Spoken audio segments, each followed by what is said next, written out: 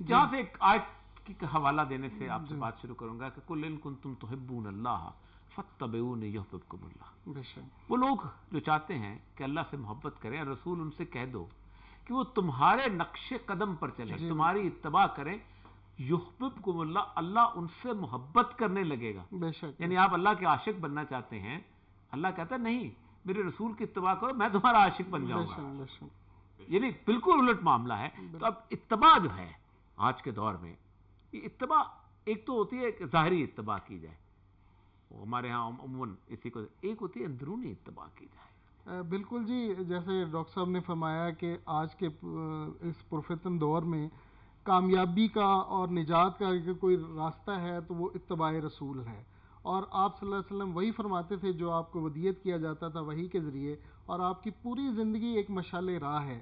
اللہ آپ نے زندگی کے ہر صبح سے لے کے شام تک، محض سے لحد تک آپ نے زندگی کے اصول بتا دیے ہیں، معاملات کیسے کرنا ہے، دوسروں کے کیسے کام آنا ہے، اور معاشی معاملات کو کیسے طے کرنا ہے، دوسرے معاملات کو کیسے طے کرنا ہے۔ اگر آج بھی ہم آپ صلی اللہ علیہ وسلم کے نقش پاک پہ چلنا شروع کر دیں، آپ کے جو ارشادات ہیں ان پہ عمل کرنا شروع کر دیں، جیسے ڈاکٹر صاحب نے بھی فرمایا کہ انسانیت کے لیے دیا ہے۔ آج میں بلکہ دوسری بات کہوں گا کہ قرآن پاک میں تو ہے کہ جس نے ایک انسان کی جان بچائی گویا اس نے پوری انسانیت کو فَأَحْيَا النَّاسَ جَمِيعًا۔ بالکل جی، یہ سارے مسائل کا حل جو ہے ایک قرآن کی آیت کو اگر ہم لے لیں کہ اسلام تو عالمگیر امن کا، سلامتی کا اور آشتی کا مذہب ہے، اور آپ صلی اللہ علیہ وسلم کی تعلیمات بھی یہی ہیں کہ پوری انسانیت کے لیے آپ رحمت للعالمین بن کر آئے، رحمت للمسلمین نہیں بن کے آئے، رحمت للعالمین، دونوں جہانوں کے لیے رحمت بن کے آئے۔ اور آج بھی اصل رسول پاک صلی اللہ علیہ وسلم سے محبت کے دعوے تو ہم بڑے کرتے ہیں، مگر ان کے ارشادات پہ عمل نہیں کرتے۔ ہم ایک دوسرے کے جب گردن کاٹنے پہ آمادہ ہوتے ہیں، دوسرے کو دھوکہ دیتے ہیں، دوسروں کو چیٹ کرتے ہیں، جھوٹ بولتے ہیں، اور معاملات میں ہم صحیح طریقے سے نہیں برتاؤ کرتے، تو اگر ان ساری باتوں پہ چلیں، اصل محبت تو یہ ہے کہ آپ صلی اللہ علیہ وسلم نے جو فرما دیا 14 صدیاں پہلے آپ نے جو فرما دیا وہ سچ ہے۔ آج کے دور میں بھی اگر عمل کیا جائے، آپ صلی اللہ علیہ وسلم کی احادیث پہ عمل کیا جائے، جو قرآنی تعلیمات ہے، واحد راستہ آج کے اس فتنے کے دور میں نجات کا اگر کوئی راستہ ہے تو رجوع الی القرآن اور رجوع الی الرسول ہے۔ آپ صلی اللہ علیہ وسلم کی تعلیمات کے مطابق اور قرآن کی ہدایات کے مطابق زندگی گزاری جائے، جیسے آج رمضان شریف کا مہینہ ہے، اور یہ مسلمانوں کے لیے ایک ریفریشر کورس ہے کہ پورے 11 مہینے یہ ٹریننگ پیریڈ ہے، ریفریشر کورس ہے، سالانہ اینول جیسے پروموشن کے لیے کورسز ہوتے ہیں، انٹرنل آڈٹ کا پیریڈ ہے، یہ انٹرنل آڈٹ کا انٹرنل پیوریفیکیشن بھی ہو رہی ہے اور اسپرچل پیوریفیکیشن بھی ہو رہی ہے، اور اس کی فزیکل مینیفیسٹیشن بھی ہو رہی ہیں، باڈی پہ بھی ہو رہی ہیں، اور انٹرنل بھی ہو رہی ہیں، اور اسپرچل مینیفیسٹیشن بھی ہو رہی ہیں۔ اور اب اور یہ سب جب ہم ڈاکٹری کے لیے جب آپریشن وغیرہ کرتے ہیں تو رات کو ہی پیشنٹ کو کہہ دیتے ہیں کہ نتھنگ پر اورل، آپ نے کچھ بھی نہیں لینا، کھانا نہیں کھانا 7-8 گھنٹے۔ کیوں؟ اس لیے آپ دیکھیں کتنی اس میں حکمتیں کتنی ہے کہ کھانا اس لیے نہیں کھانا کہ آپ کے جسم کے افعال جو ہیں جسم پہ غیر ضروری بوجھ نہ پڑے، اور جسم سے فاسد مادے یا کوئی ٹیومر یا گلٹی یا کوئی رسولی اس طرح کی چیز نکل آئے گی۔ اور رمضان کا بھی میں دیکھتا ہوں تو میں سوچ رہا تھا بیٹھا کہ اللہ پاک نے کیسا نظام بنایا ہے کہ جسم میں جو فاسد خیالات ہیں، فاسد جسم کے مادے ہیں اور دوسری چیزیں ہیں وہ ساری نکل جائیں، اور جسم ایسا پیوریفائی ہو جائے، آپ کی روح بھی پیوریفائی ہو جائے اور جسم بھی پیوریفائی ہو کے اور اللہ کے حضور جھکنے والا بن جائے، اور پھر آپ جیسے جیسے آپ صلی اللہ علیہ وسلم نے فرمایا اس کے مطابق ہم عمل کریں، ایک دوسرے کے کام آئیں، دوسروں کی مدد کریں، اور امن و آشتی کا پیغام دیں، انسانی باہمی ہم آہنگی کا پیغام دیں، تو انشاءاللہ یہ پوری آج کا سارے فتنے کا حل اللہ پاک کے احکامات ماننے میں اور نبی پاک صلی اللہ علیہ وسلم کے طریقوں کو اپنانے میں ہے۔ جیسے آپ نے فرمایا حجت الوداع کے موقع پر 1.25 لاکھ وہ لوگ جو تھے وہ کیسے، کہاں سے، اگر ہم ان کی ابتدا دیکھیں کیسے کیسے آئے۔ ایک حکم جب تزکیہ ہو گیا، ایک شراب کا حکم آیا تو ساروں کے ساروں نے جن کے منہ میں تھی وہ انہوں نے منہ سے انڈھیل، بلکہ وہ جتنے بھی آپ کے جرم پہ سزائیں ہیں وہ ساری کی ساری کنفیشن کے اوپر، کنفیشن کے اوپر. تو ایک بندے نے آ کے کہا ہلک مائد، بالکل مائد ہلاک ہو گیا، اس نے زنا کیا، کوئی گواہ نہیں ہے، کوئی چیز نہیں ہے، کہا مجھے پاک کرو، میرا تذکیہ، میں آخرت کے عذاب سے اتنا ڈرتا ہوں. وہ معاشرہ جنم دیا. اس میں ایک اور چیز جس کے ساتھ ملانا چاہتا ہوں اس تذکیہ کے ساتھ، یفسدون فی الارض، آج کل کی ہماری صورتحال ہے. یفسدون فی الارض آپ کے دماغ میں ہے، صحیح، آپ بدلہ لینا چاہتے ہیں، آپ قتل کرنا چاہتے ہیں، آپ اپنی ہیجمنی قائم کرنا چاہتے ہیں، آپ اقتدار پہ قبضہ کرنا چاہتے ہیں، آپ معاشرے کے اندر اپنا روب تاب رکھنا چاہتے ہیں. بے شک یہ تزکیے کے راستے میں رکاوٹیں نہیں ہیں بہت بڑی؟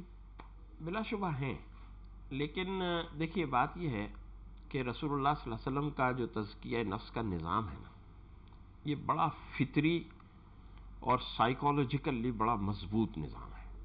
یعنی دنیا کی سائیکالوجی اس بات کو تسلیم کرتی ہے کہ اس سے بہتر نظام تزکیہ نفس کا، انسانی ذات کی پیوریفیکیشن کا نہیں ہو سکتا. اور وہ کس طرح سے کہ انسان کے جو فطری جذبات ہیں ان کو ختم نہیں کیا گیا. یعنی یوں نہیں کہا گیا کہ آپ اپنی قوت غضبیہ کو ختم کر دیں، یوں نہیں کہا گیا کہ آپ اپنی محبت کی، عشق کی، حرص و طمع اور لالچ کی قوت کو ختم کر دیں، غصے کی، یہ چیزیں نہیں.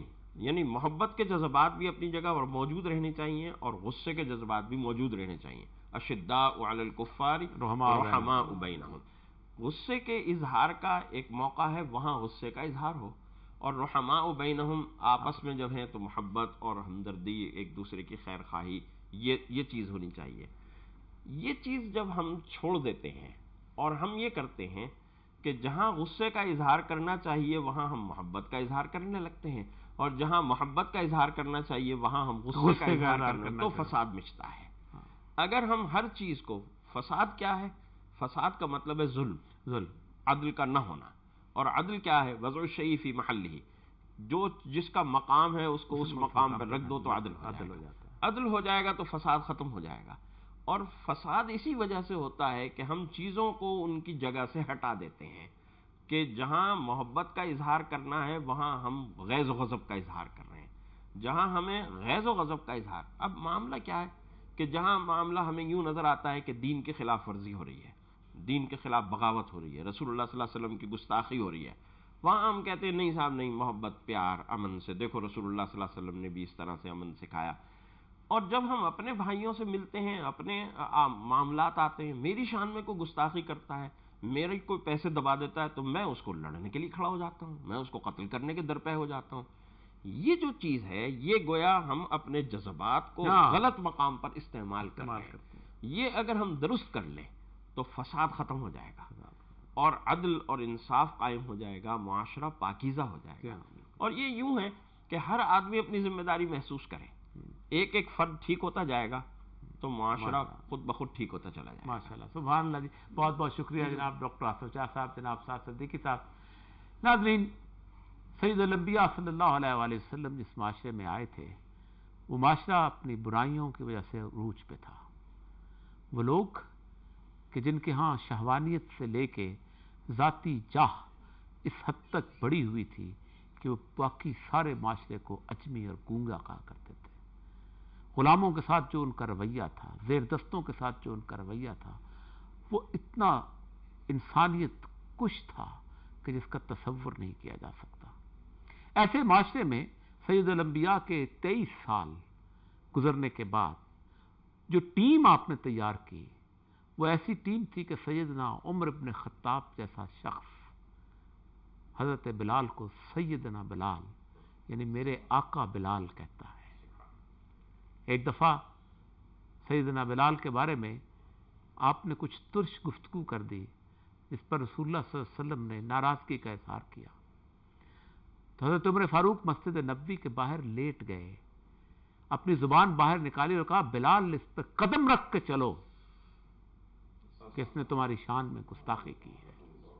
ایسا معاشرہ جو سید الانبیاء نے تخلیق کیا تھا وہ نفس امارہ سے، نفس لوامہ اور پھر اس کے بعد نفس مطمئنہ کی جدوجہد اور کوشش کا نتیجہ تھا۔ یہی وجہ تھی کہ یہ لوگ جب ٹوٹی تلواروں کے ساتھ ایران کے قالینوں والے بہت بڑے دربار میں پہنچے تھے تو اللہ کی طرف سے ان کی ہیبت اس قسم کی تھی کہ بڑے بڑے ایوان میں بیٹھنے والے عظیم سورما کانپ اٹھے تھے۔ یہی وہ لوگ تھے کہ جس کے بارے میں اللہ تعالیٰ فرماتا ہے مثلہم فی التوراۃ و مثلہم فی الانجیل، ہم نے انہی کی تو مثالیں دی تھی تورات اور انجیل کے اندر، تراہم رکعن سجدا یبتغون فضلا من اللہ ورضوانہ، ان کو تم دیکھو گے رکوع میں سجدے میں کیا کرتے ہوئے؟ اللہ کے فضل کو ڈھونڈتے ہوئے۔ سیماہم فی وجوہہم من اثر السجود، ان کے چہرے عبادت کی وجہ سے مجسم عاجزی اور مجسم سجدے میں ڈھل چکے تھے۔ کیا زمانہ ہے کہ ہم جتنا دین کا علم حاصل کرتے ہیں ہم میں تکبر آتا ہے۔ ہمارے بڑے بڑے علماء، بڑے بڑے صلحاء، بڑے بڑے فصحاء، ان کے چہروں سے وہ علامت غائب ہو چکی ہے جو سید الانبیاء کی سب سے بڑی علامت تھی، اور وہ تھا تبسم۔ ہم تبسم سے محروم ہو چکے ہیں، اس لیے کہ تبسم تزکیہ سے پیدا ہوتا ہے۔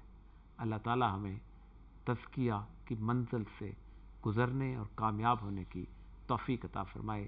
اجازت دیجیے، اللہ نے کے بعد